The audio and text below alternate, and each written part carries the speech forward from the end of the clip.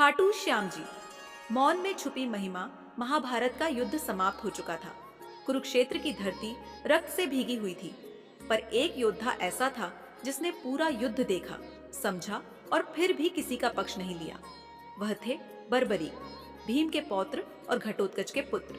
उनके पास 3 अमोघ बाण थे, ऐसे बाण जो युद्ध का परिणाम पल भर में बदल सकते थे।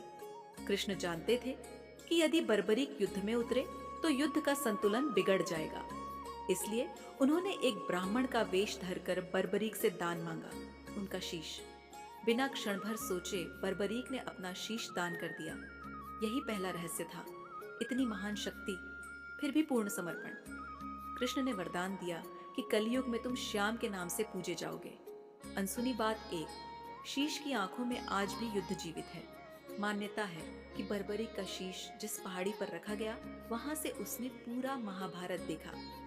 आज भी भक्त कहते हैं कि खाटू श्याम जी की आंखों में गहराई से देखो तो उसमें केवल मूर्ति नहीं, इतिहास और सत्य दिखता है।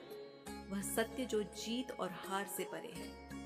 अनसुनी बात 2, श्याम जी केवल दाता नहीं, परीक्षक भी हैं। अक्सर लोग कहते हैं श्याम बाबा सब दे देते हैं, लेकिन कम लोग जानते हैं कि वे पहले भक्ति की परीक्षा लेते हैं।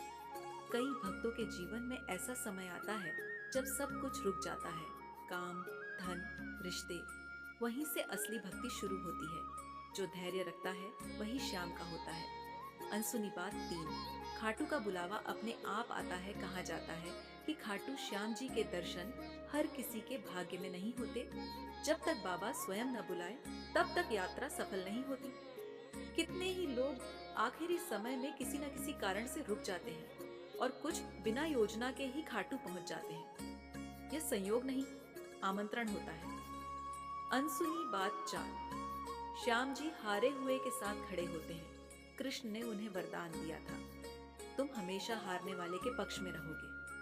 यही कारण है कि खाटू श्याम जी को हारे का सहारा कहा जाता है। जब दुनिया साथ छोड़ देती है तब श्याम जी हाथ पकड़ते हैं। अनसुनी बात 5, श्याम नाम में ही शक्ति है। कहा जाता है कि श्याम नाम का स्मरण केवल भक्ति नहीं, एक ऊर्जा है।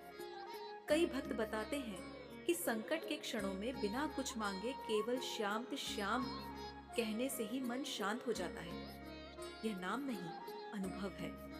उपसंहार खाटू श्याम जी केवल मंदिर में विराजमान मूर्ति नहीं है, वे विश्वास है, प्रतीक्षा है और वह आशा है जो अंधेरे में भी दीपक बनकर जलती है। जो उन्हें पाने नहीं, समर्पित होने जाता है, वही उन्हें सच में पा लेता है। जो श्याम का हो गया, फिर उसे किसी और का होने की जरूरत नहीं।